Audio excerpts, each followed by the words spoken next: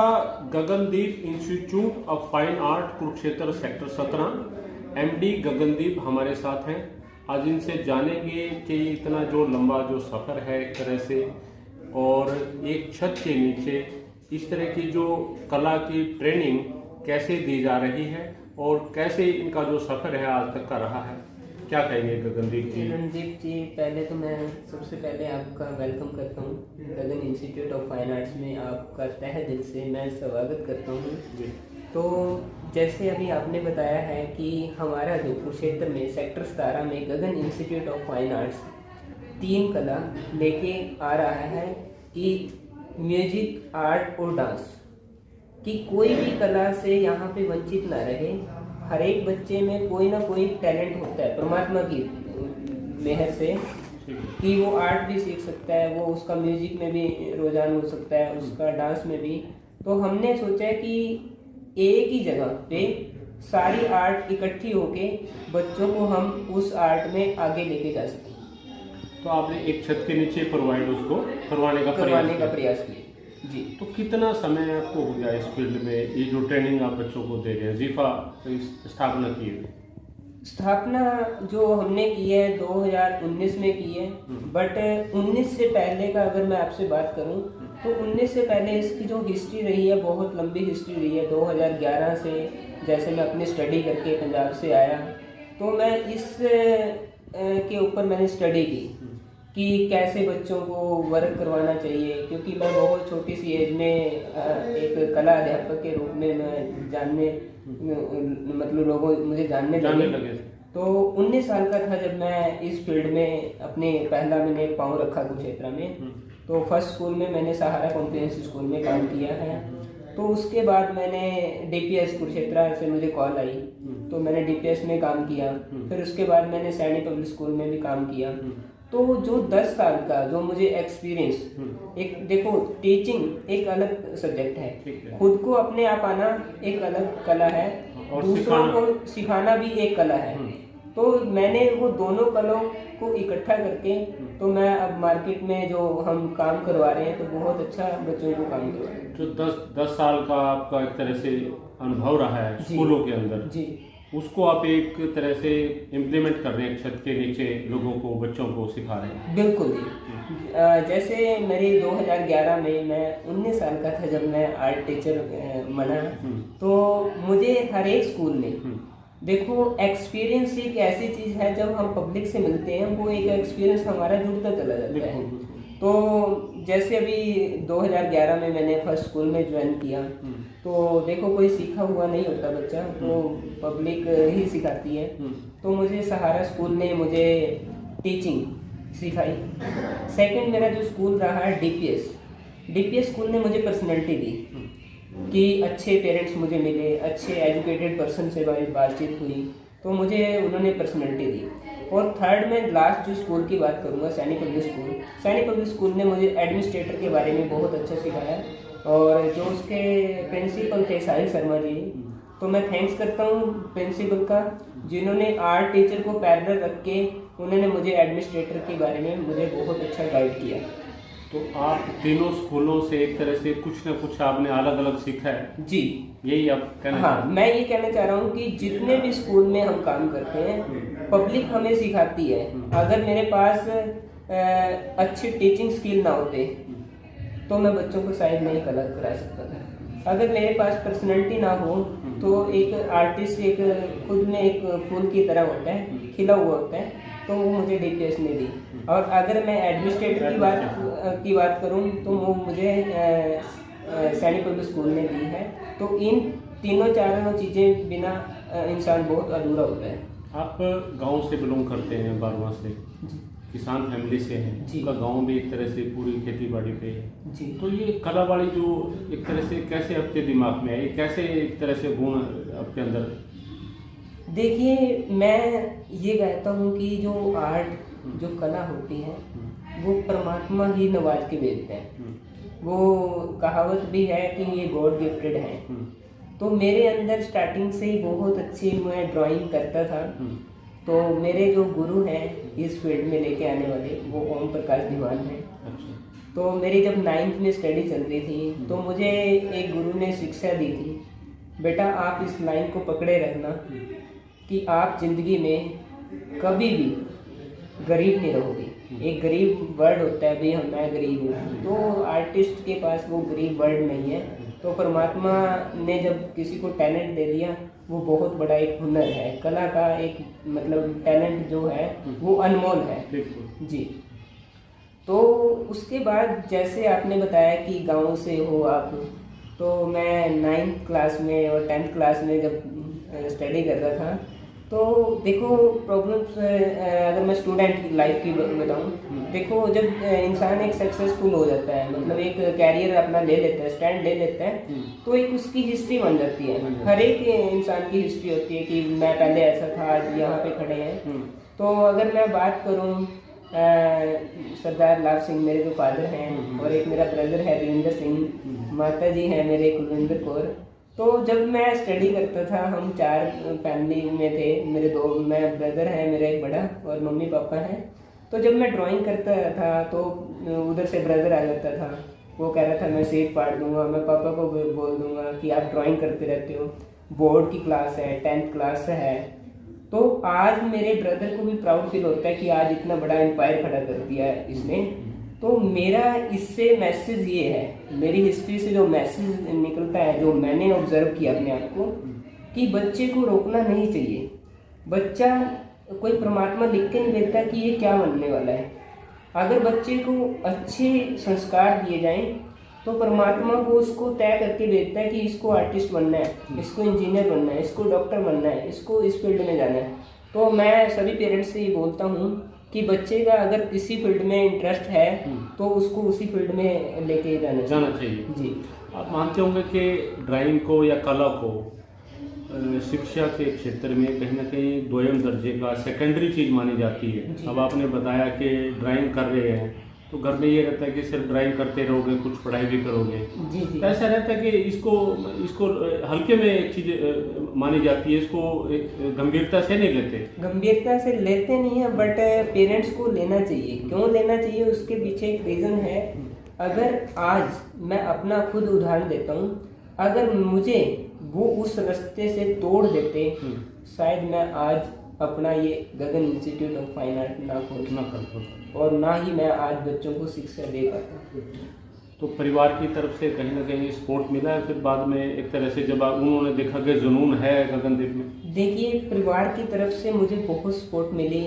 मेरे फादर हैं सरदार लाभ सिंह जी, मुझे आज भी वो याद है। मैं 19 साल का था, उस टाइम मेरे पास कोई ड्राइविंग लाइसेंस नहीं था। मेरी जब सिलेक्शन हुई स्कूल के अंदर, वो मुझे छोड़ने जाते, लेने आते मुझे स्कूल से। तो अगर मैं आज यहाँ पे बैठा हूँ तो मेरी फैमिली की बदौलत ही बैठा हूँ। तो मैं थैंक्स करता हूँ मेरे फादर का, जो मुझे इतना अच्छा उनको मतलब काम उन्होंने मुझे मेरी इसमें हेल्प करके और आज इतना बड़ा हो गया। तो परेशानी किस किस तरह की आई फील्ड में आगे बढ़ते हुए? परेशानी बहुत आई है। परेशानी बहुत आई है। जब मैं स्टडी कर रहा था, मैं आपको +1 की बात बता रहा हूँ। +1 में मैंने मिर्ज़ापुर में एडमिशन लिया। तो मेरे फ्रेंड सर्कल में क्या था कि वो कह रहे थे कि आप +1 ना करके कुछ ITI की तरफ बढ़ो। तो वहाँ पे ऐसा ITI में ऐसा होता है, वैसे होता है। तो वो मुझे एक दिन वहाँ पे ITI के अंदर ले गए, जहाँ से मेरी विजुअल, जहाँ से एक मैंने शुरुआत की 10th के बाद, विजुअल आर्ट जहाँ से मैंने की। तो वहाँ पे एक परेशानी मुझे आई, मैं उसको जिक्र करना चाहूँगा आपके सामने। बिल्कुल। तो उसमें क्या था, एक दिन मैं क्लास, हम बस स्टैंड पे खड़े, तो वहाँ से हमारी एक बस स्किप होगी कि 9 बज चुके हैं और हम नहीं जाएंगे। तो अब टीचर एंट्री नहीं देते थे अगर लेट हो जाते थे। तो मेरे 2 फ्रेंड थे, 2 फ्रेंड ने बोला कि ऐसे घर भी नहीं जाएंगे कि डांट पड़ेगी, वापस नहीं जाएंगे। तो वो मुझे जबरदस्ती, मुझे पुराने बस स्टैंड से वो मुझे ज्योति सर की तरफ ले आए। अच्छा। कि ज्योति सर चलते हैं। मुझे नहीं पता था कि मैं ज्योति सर क्या करूंगा। तो मुझे 9 बजे से लेके और 4 बजे तक का जो टाइम पीरियड था, हमने वो नहर पे, जो XYL नहर है, वहाँ पे मतलब उन्होंने मुझे स्टे करवाया। ठीक है। तो मेरे दिल के अंदर, मैं बहुत मतलब एक वेरी पुअर फैमिली से था, तो मैंने वही बात अपने पापा को बताई ठीक है। कि पापा मैं आज स्कूल नहीं गया, कि मुझे उन बच्चों ने ऐसे ऐसे किया, तो मुझे साइकिल दिलवाओ, मैं नहीं डेली ऐसे स्किप करूँगा। ठीक है। तो मतलब अगर उस टाइम मैं उनके साथ रहता तो शायद आज जिंदगी में मैं यहाँ नहीं पहुँच पाता। तो जो वो तफरी वाली मजे वाली वो स्थिति थी उसमें रमे नहीं। देखो मैं चाहूँगा कि जो स्टूडेंट होता है वो, देखो मैं ये नहीं कहता कि एंजॉय नहीं करना चाहिए, एंजॉय की कुछ लिमिट होती है। अगर हम कुछ टाइम अपना जो शरीर है उसको हम, जो हमारा टाइम पीरियड होता है सीखने का, जो लर्निंग स्किल होती है उसकी कुछ एज होती है, +2 के बाद अगर हम 4-5 ईयर एंजॉय कर लें तो वो 4-5 ईयर होते हैं। ठीक है।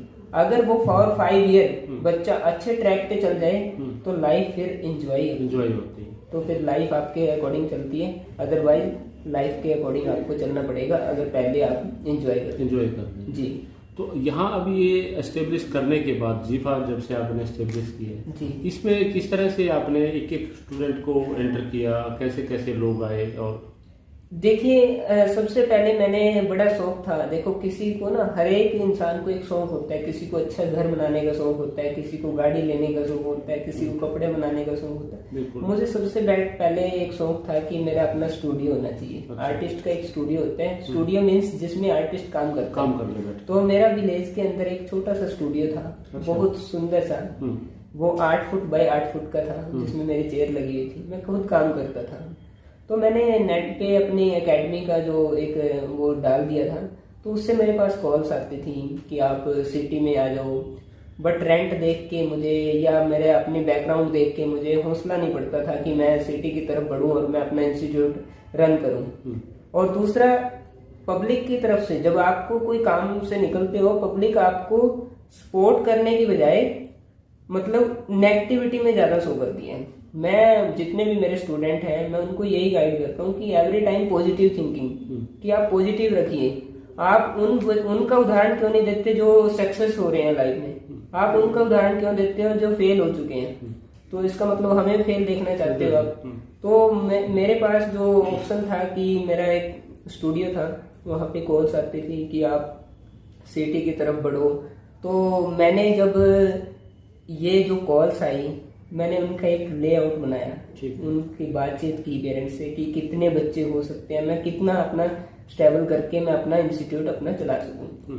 तो मैंने 2019 में 1 अक्टूबर को मैंने स्पेस देख लिया सेक्टर 17 में, और उस इंस्टीट्यूट का इतना सीक्रेट था कि वो मेरे फादर को भी नहीं पता था कि इसने इंस्टीट्यूट ले लिया। गांव से शहर में मूव कर गए, और मतलब मेरे फादर को ये नहीं पता था कि इसने कहाँ पे स्पेस लिया है, क्या लिया है। तो वो मेरा सस्पेंस जो मतलब उनको ना बताने का एक रीजन था, वो रीजन ये था कि जब मेरे पास 1 अक्टूबर को मैंने इंस्टीट्यूट लिया, मेरे पास जो अष्टमी होती है, क्योंकि उस टाइम नवरात्रे चले हुए थे, तो वो कहने लगे कि आप मुहूर्त जो होता है, मुहूर्त तो वैसे परमात्मा के बनाए हुए दिन है, जिस मर्जी टाइम आप कर सकते हो, पर मेरे पास कुछ बाउंडेशन रखी गई थी कि आप 6 को ही इसको ओपनिंग करोगे। तो मेरा 6 अक्टूबर 2019 में जब हमने इसको ओपन करने का एक प्लान किया, तो मैं 6 डेज बिना पलक झपके मैंने अपने इंस्टीट्यूट में काम किया। तो एक 5 अक्टूबर की रात को जब हम डिसीजन ले रहे थे कि इसको इनोग्रेशन जो इसका मुहूर्त है किससे करवाया जाए, तो इलेक्शन का टाइम था उस टाइम। इलेक्शन में किसी को भी हम कॉल कर सकते थे, देखो नेताजी हैं, कोई भी जो वीआईपी पर्सन है, हमारे लिए वैसे सारे वीआईपी हैं, तो अगर मैं किसी की भी बात करूं तो हमारे लिए वो टाइम निकाल सकते थे, एक छोटे से इंसान के लिए वो टाइम निकाल सकते थे, क्योंकि वो इलेक्शन टाइम था। बट उस टाइम मेरे एक माइंड में एक चीज आई, अगर मैं किसी वीआईपी से रिबन उसका कटवाता तो मेरे लिए कोई जिंदगी में कोई बड़ी खुशी की बात नहीं थी।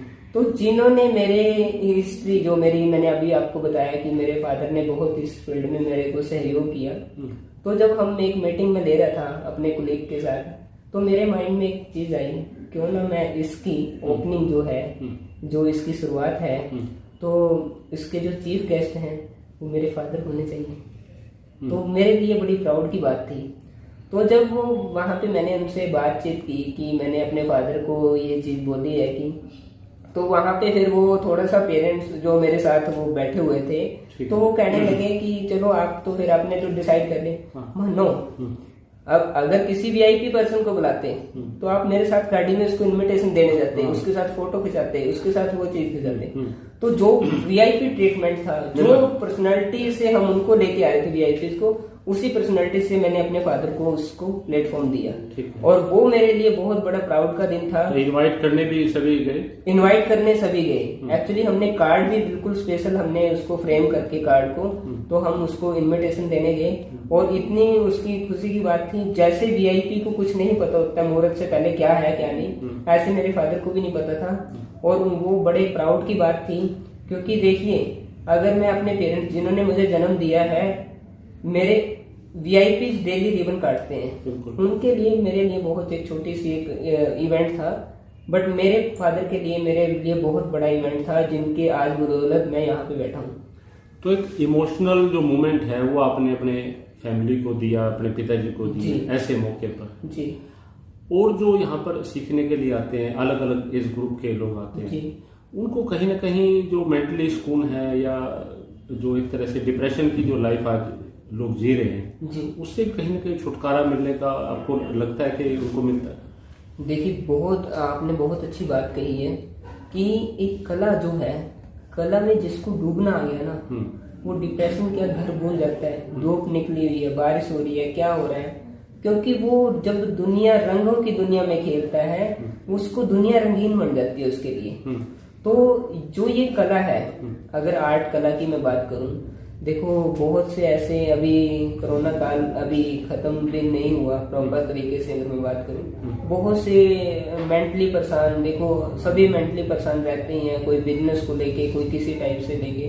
तो अगर मैं इस फील्ड की मैं बात करूं, ये फील्ड ओनली उन यंग स्टूडेंट के लिए ही नहीं है, ये हर एक बच्चा एक गेम की तरह है। और मैं तो गवर्नमेंट से भी ये चीज चाह रहा था कि कोरोना काल के टाइम में बहुत से मतलब ये प्लेटफॉर्म इन्होंने खड़े किए हैं, कोई जैसे सोशल मीडिया पे भी योगा करो घर पे, ये करो, एक्सरसाइज करो, तो इसको भी माध्यम बना के हम कर सकते हैं, कर सकते थे जी।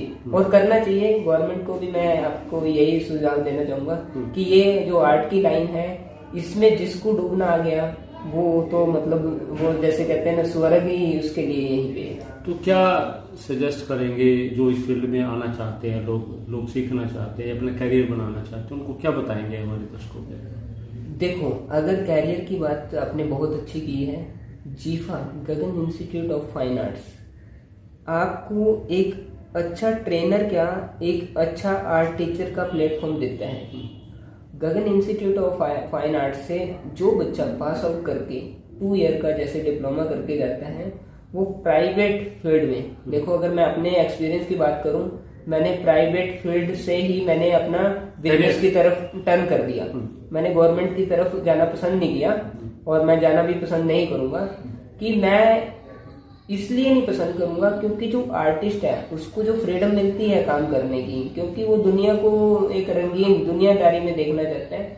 एक परमात्मा का दूसरा रूप है आर्टिस्ट, वो किसी भी फ्यूचर के बारे में भी बात कर सकता है, वो भूतकाल के बारे में भी बात कर सकता है ना।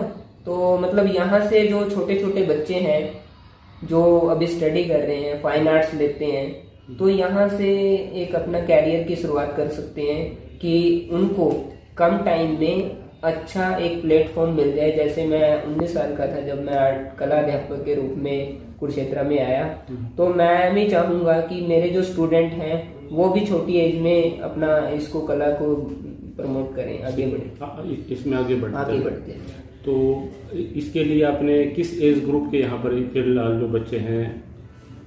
देखो मेरे पास जो मेरा एक्सपीरियंस है, 2019 में मैंने इसकी ओपनिंग की थी। मेरे पास जो एक्सपीरियंस है, मैंने 4 साल से लेके और 60 के एज को मैंने टीच किया है। मैंने उनको आर्ट कला जो है उसको मैंने सिखाया है, और मुझे बहुत प्राउड की बात होती है। मैं बहुत छोटा सा इंसान हूँ, मैं ये नहीं कहता कि आई एम आर्टिस्ट।